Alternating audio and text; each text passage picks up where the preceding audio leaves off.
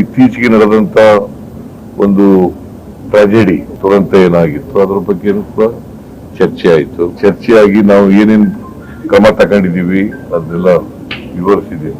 ಹೊಸದಾಗಿ magisterial enquiry ಮಾಡ್ತಕ್ಕಂಥದ್ದು, ಆಮೇಲೆ ಜುಡಿಷಿಯಲ್ ಕಮಿಷನ್ ಅಪಾಯಿಂಟ್ ಮಾಡಿರ್ತಕ್ಕಂಥದ್ದು, ಅದು one man judicial commission headed by ನಿವೃತ್ತ ನ್ಯಾಯಾಧೀಶ ಮೈಕೇಲ್ ಕುನಾ, ಅದನ್ನ ಎಕ್ಸ್ಪ್ಲೇನ್ ಮಾಡಿದ್ದೀವಿ. ಮತ್ತೆ 5 ಜನ ಪೊಲೀಸ್ ಆಫೀಸರ್ಸ್ನ ಸಸ್ಪೆಂಡ್ ಮಾಡಿರ್ತಕ್ಕಂಥದ್ದು, ಆಮೇಲೆ ಇಂಟೆಲಿಜೆನ್ಸ್ ಹೆಡ್ ಅನ್ನ ಟ್ರಾನ್ಸ್ಫರ್ ಮಾಡಿರ್ತಕ್ಕಂಥದ್ದು, ಆಮೇಲೆ ಪೊಲಿಟಿಕಲ್ ಸೆಕ್ರೆಟರಿ ಲೀವ್ ಮಾಡಿರ್ತಕ್ಕಂಥದ್ದು, ಇದನ್ನೆಲ್ಲ ಎಕ್ಸ್ಪ್ಲೇನ್ ಮಾಡಿದ್ದೀವಿ.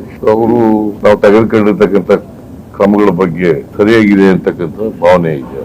ನಾವೇನೇನು ಕ್ರಮಗಳನ್ನು ತಗೊಂಡಿದ್ದೀವಿ, ಕ್ರಮಗಳನ್ನೆಲ್ಲ ಸರ್ಕಾರ ತಗೊಂಡಿರ್ತಕ್ಕಂಥ ಕ್ರಮಗಳು ಸರಿ ಇದೆ ಅಂತೇಳಿ ಒಪ್ಕೊಂಡಿದ್ದಾರೆ.